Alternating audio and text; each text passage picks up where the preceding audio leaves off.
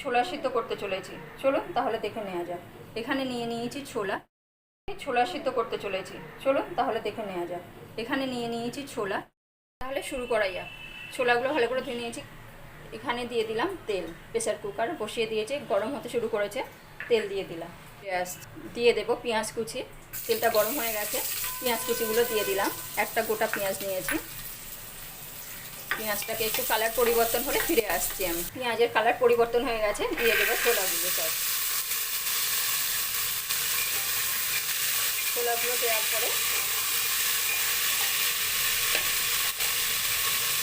দিয়ে দেবো স্বাদ মতন লবণ। তারপরে দিয়ে দেবো আদা রসুন 1 চামচ বাটা পেস্ট দিয়ে দিলাম। দিয়ে দেবো লঙ্কা। আদা রসুনটা দেওয়ার পরে আমি একটু কষিয়ে নিলাম। দিয়ে দিলাম টমেটো কুচি। আমি ছোটো সাইজে 2টো টমেটো দিয়ে দিলাম। আর এখানে আমি কোনো গুঁড়ো লঙ্কা ব্যবহার করছি না, কাঁচা লঙ্কা দিয়ে ছোলা সিদ্ধ করব। দিয়ে দেব জিরে মরিচের গুঁড়ো 1 চা চামচ। দিয়ে দেব হলুদের গুঁড়ো। দিয়ে ভালো করে কষিয়ে নেব আমি। দিয়ে দেব আলু। ছোলার থেকে পরিমাণে কম দেবেন আলু। দেওয়ার পরে ভালো করে আমি কষিয়ে নেব।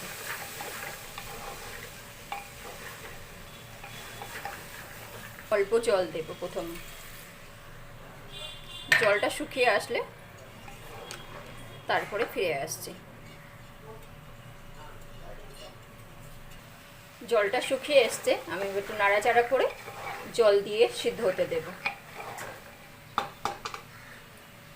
জল দিয়ে দিলাম সিদ্ধ হওয়ার জন্য। দেখুন ছোলাটা আমি সিদ্ধ করে তুলে নিয়েছি একটা পাত্রে।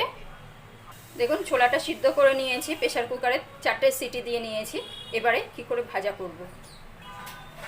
এবারে আমি তেল দিয়ে দিলাম কড়াতে। সামান্য তেল দিয়ে দিয়েছি, তেলটা গরম হলে ফিরে আসছি। এটা গরম হয়ে গেছে, আমি এখানে হাফ পেঁয়াজ দিয়ে দিলাম। পেঁয়াজটা লাল হয়ে গেলে ফিরে আসছি।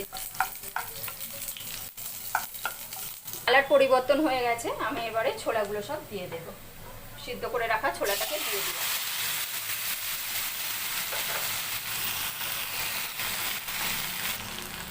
দেখুন ভাজা ভাজা হয়ে গেছে, জলটা শুকিয়ে গেছে। এবারে আমি নাড়াচাড়া করে নামিয়ে নেব। আলু দিয়ে এইভাবে ছোলা সিদ্ধ করলে খেতে ভালো লাগে।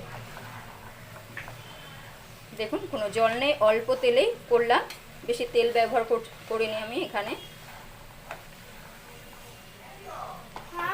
এখানে আমি কাঁচা লঙ্কা আর পাতি লেবু রস দিয়ে পরিবেশন করছি।